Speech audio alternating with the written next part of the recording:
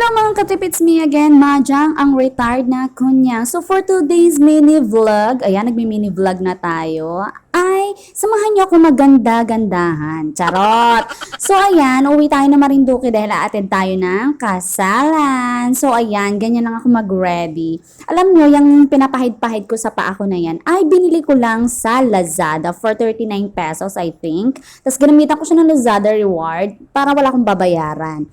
So yan, akala ko hindi siya effective kasi nung unang ginamit ko siya, parang nagkabuo-buo siya sa paa ko. Yun pala, parang tinatanggal niya yung dead skin. Kaya yung namuti-muti siya, dead skin pala yun. Kaya pag kinabukasan ginamit ko ulit, wala na. So effective naman siya, talagang natatanggal ang ating kalyo, mga mi. So yung nakita niyo yung dot sa aking paa na yan, ay hindi po yan dumi. Yan po ay talagang nunal. Sa Marinduque ay taling ang tawag. Dahil nga tapos na ang ating unang paa, ay sunod naman natin ang pangalawa. Ay, mukha na pala, mukha lang paa. Char. So ayan, hindi ako madalas gumamit ng Eskinol or ng mga cleanser sa mukha. Tamang hilahilamos lang. Nagaganyan lang ako pagka magme-makeup ako. Or yung maglalagay ako ng foundation, yung liquid foundation na yan, para lang ma-cleanse ang ating mukha.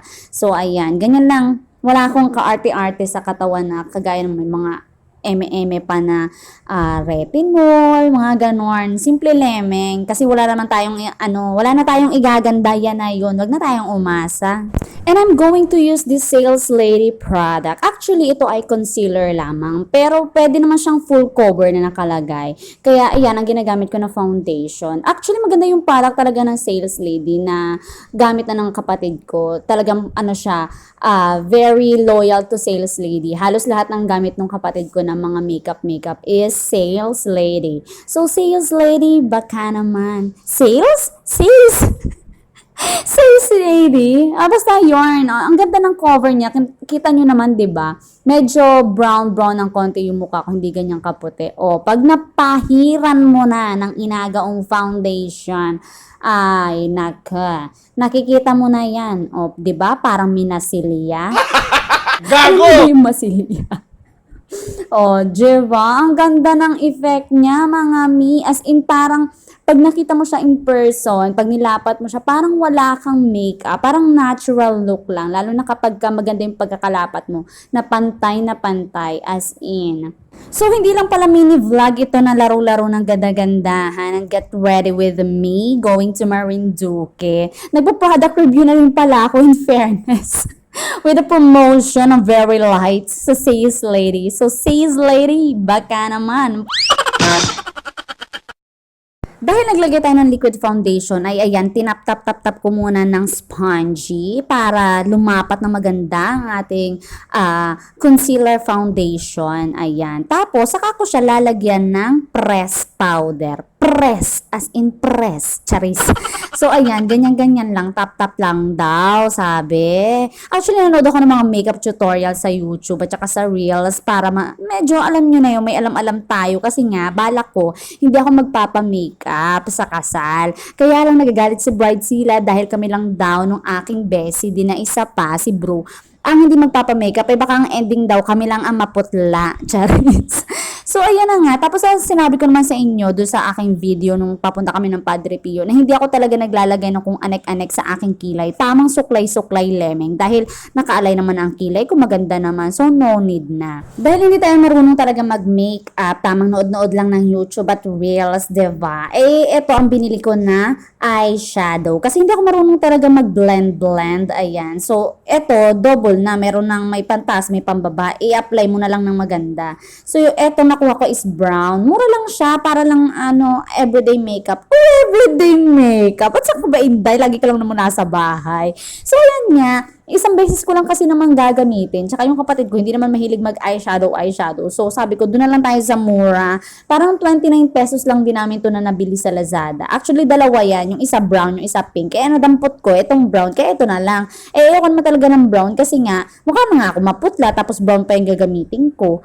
Tapos ayan, meron kaming eyeliner na binili ng kapatid ko sa Sales Lady din. Ayan. Basta kapatid ko ang nagbili, Sales Lady yan.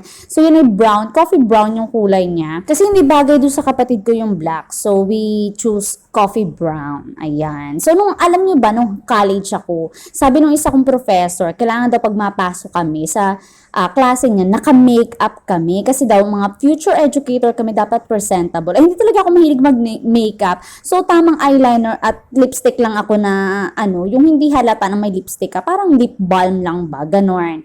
So, always, ang pormahan natin dyan ay Avril Lavigne. Yun nga, yung super kapal ng black eyeliner, tapos tamang lipstick lang, ganun. So, ayan yung sales lady na 01, yung shade niya, na nireview ko na rin nung nakaraan, nang bumili kami. Ginagawa ko rin siyang blush on, since wala kaming blush on. Pwede naman diba? Why not? Gamitin natin. Jeva, diba? Para ka rin naman sinapak pag nai-apply mo na. Kung meron nga lang akong kasama dyan kuhain ko na lang, nasuntukin na yung mukha ko para hindi na ako nagpapakirap sa buhay ko. Charis. So maganda rin siya talagang as in pang blush on. Nakita ko siya sa isang reels na ginamit niya as in pang eyeshadow and blush on, tapos lipstick na din. So, ayan, ginaya-gaya ko lang. Gaya-gaya ko Bakit ba? Tapos yan na din yung ginagamit ko na pang primer. Bago ko siya lagyan ng matte lipstick. Kasi nakita ko din naman doon sa mga nagmi-makeup na dapat daw pina-primer mo muna din yung lips mo. Hindi lang yung iyong face lock. Para daw, ma-moisturize ang iyong lips. And when it comes to lipstick naman, ayan, bumili din kami sa sales lady nung 3-in-1 na. Yan. So, may 3 shades siya. So, ang lagi kong pinipili kapag ka nagli-lipstick ako ay yung red na red. Oh, Ruby, ikaw ba yan? Hindi, ewan ko. Basta parang feeling ko ang ganda-ganda ng labi ko pagka yung red na red, yung basta, parang ruby, yung parang Marilyn Monroe, yung shade ba na sinaunang panahon. 'Di ba pagka nagsishade yung mga Hollywood stars noon, ay red na red talaga. So, yan yung mga bet kong color sa lips ko. Kung hindi ako share daw yung tawag din yun sa parang wala lang. Yan. Kasi, para lang magandang tingnan kasi nga mukha akong maputla kapag yung kaparehas ng kulay ng labi ko or yung pink, mukha akong ewan, yung para may sakit. Sino ka dyan? Maganda yung red para sexy. Red is sexy. Char! So, ayan. Tapos na ang ating pagmumuka. So, wala naman ako ibang gagawin sa buhok ko, kundi suklay-suklayin lang. Tapos, ko lang siya actually. Ikaklam ko lang siya pagka tuyo na. Ayaw kong iklam siya kapag basa pa. Kasi nasakit ang ulo ko, mga katrip. Ewan ko kung ako lang pero kapag talagang basa yung buhok ko, tapos tinatali ko na, sumasakit talaga yung ulo ko. Tapos, ayan lang ang aking pormahan, going back to Marinduque. Sino ka dyan? Mukha pa ring likod kahit nakaharap naman. Charis.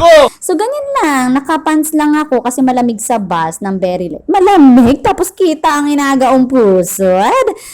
Karating ka ni Lola mo. So, ayun ang aking get upan. So, see you Marinduque.